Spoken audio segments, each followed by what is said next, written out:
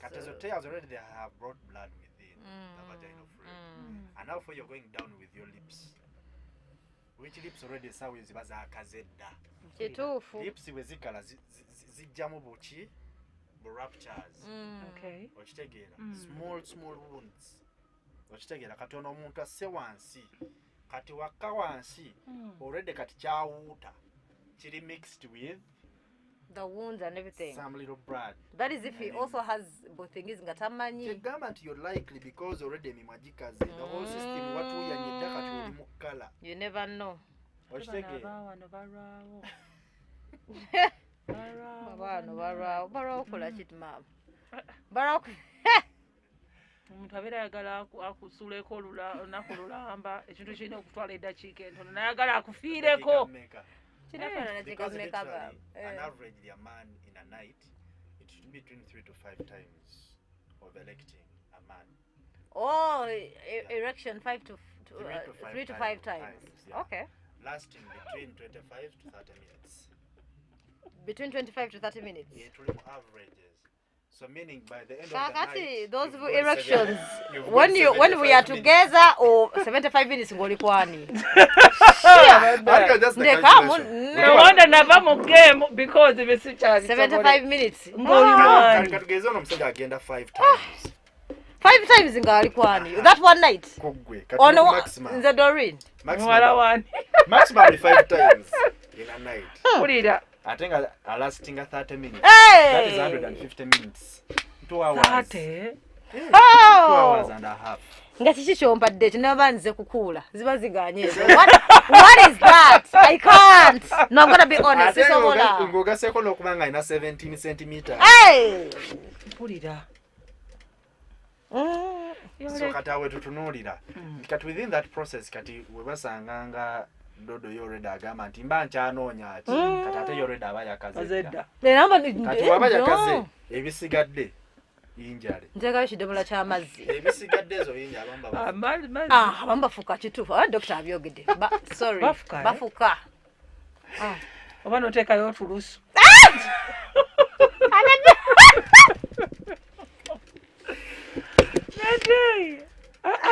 Naye mukama. Nze zo 5 rounds si wange. Tukoma ku kazibere 3. 2 nada 2 doctor. Ate kumacha na ate kiro na kumacha soga na kunjuza 2. 5 minutes 10. 30 ngodi ntuli kuchao. 30 mpozi katuli mu romance. Naye awasigadde okolewoki. Hey, on your chest. Taniko kunyumiza benkwata mu nviri bwenkubuza buza paka nga webaka. Anedanga yebaka. You're causing the transmission of blood. Musayi kati okupampinga nnyo gukkanyo wali. Kati concentration eva ne mutu wasajja bafuna kamunguluze ne yebaka mangu. Mbanjagala yebake. Soko mbuli tube basatu tya. Kumanya byagala nnyo. Blood concentration is shifting from the brain. Kibanga omuntu ng'okukusa ennyo. Okay. Okutte nnyo ofuna otulo mangu lwaki.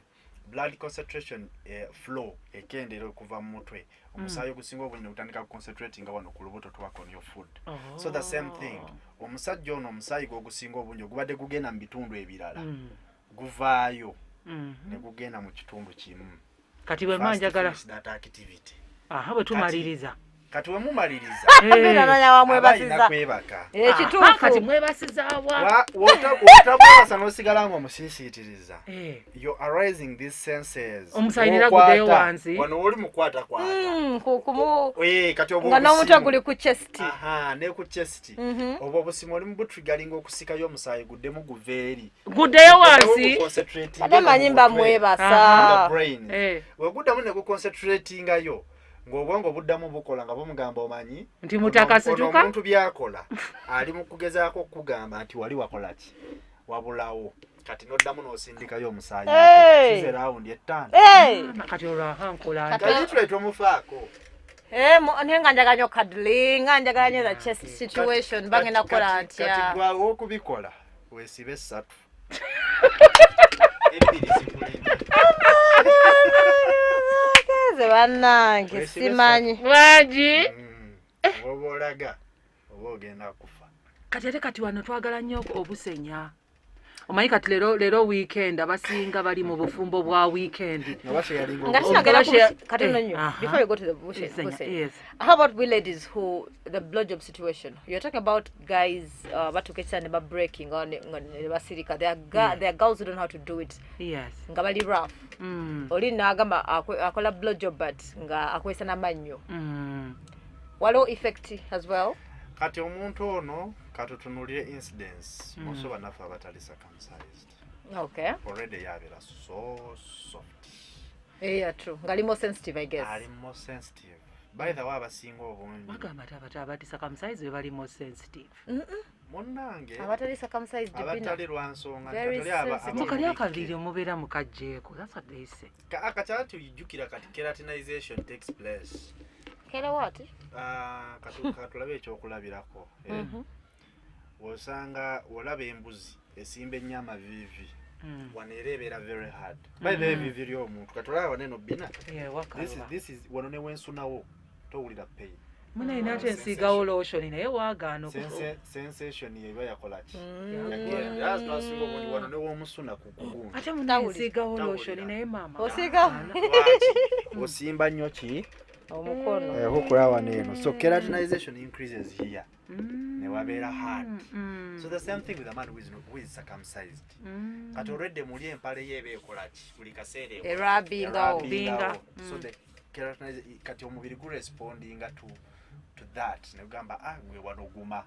Wanga olaga empale ejja kukola ki? Ejja kuyuza. Okitegeera.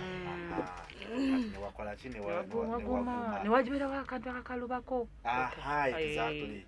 Kati sensations ze ziyinza okulwamuko. Okusinga oli kubanga ate yoli ye. By just even a mere touch. Yes, to said that. Kati tuze kati sawa ya oral sex. In an oral sex. Kati munno omukutteko bw'atyo. Kisooka fluids. The fluids. Nekirala the mouth won't do the same activity. Nga wali wansi. No, you're going to pull up this tip. Ogisike so you can tear. Hey! There's even tear. When you get carried away, yes. Yes, you can tear. The other thing, you may also injure this tissue. Story. No, it's just that's how you get them when you get carried away, you tear. What when you pull down the thing, it's dirty.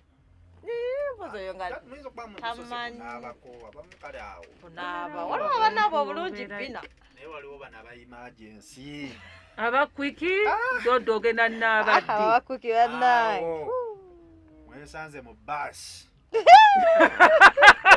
Kadde. Sawa olaba bw'obirya byonna. Sigendayo. Kukwiki sigendayo. No. So you can tear ekirala. So ate omukazi so tearing the tear of course tear wanongogira unwrapping then ne one of soft tissue yennyini one of tip you can affect really affect.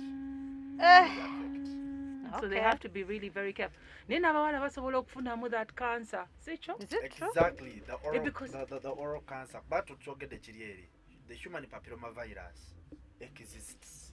Wachitegera yeyereta genital warts. Which genital warts convert into cervical cancer. Wachitegera. But no musajja naye. Genital warts zibanga extensions za skin. Omuntu abanga olaba omusajja ebiseera yabalanga olaba mushroom shaped. Naye ate y'omukyala zibanga extension ibanga olaba bu fins obubeera ku byennyanja. Oba extensions obwo like finger like extensions. Okitegeera kati ze genital warts ziso kuleeta cervical cancer. Naye ate still omuntu ono kyemagana nti onasobola okubanga omukebezza. Ate olwo cases ezimu nga z'omutuufu ziri very unpleasant. Kati ng'abantu abamu abalina cases naddala abasajja abamu kandida waabwe muzibu nnyo aleeta that green yellowish smell discharge. Okitegeera nga in the first place ekisooka okujja jjukira kati muli already abaadikeyinga. Okitegeera nga mulimu that discharge infection eyo. Kati jjukira the semens that are coming, they are coming from a different location, joining into the tubules. Kati zijja kujja zipushinga kino kye kiba kisooka okukola ki? Okufuluma. So that green yellowish smelly discharge eyo gwe mwennyini ng'omukyala, it will honestly like tojja byerabira mutwe gwe. Ekyo abakazi abasinga obungi bakyawa sex. Tomusanga tayagala kulowooza ku sex. N'omugambira sex ngati afuna I know that moment.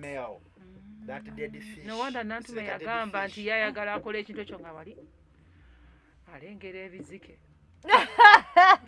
And then these chicks who dare to swallow the semen.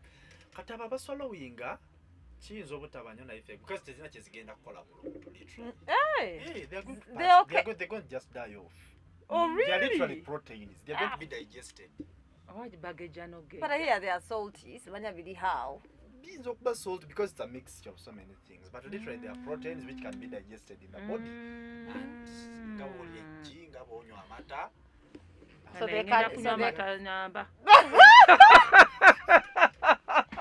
So they can swallow as long as the semen are healthy.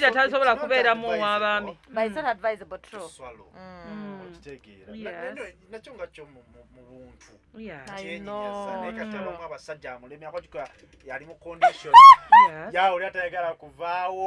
I know. Nakunyweza. Aina ngo yagala pleasing. Nayo yagala musanyusa. Mpulira. Yagala kumulaga nti tobinyumiddwa. So kata okiba kijja kola ki. Kiba kijja grabbing off that attention. Okay, I get it. So Bina's question. And yagadde twongere okugamba abantu about Kizito. Yes, Photography. Yes. Neera nga mukwano yatukuta.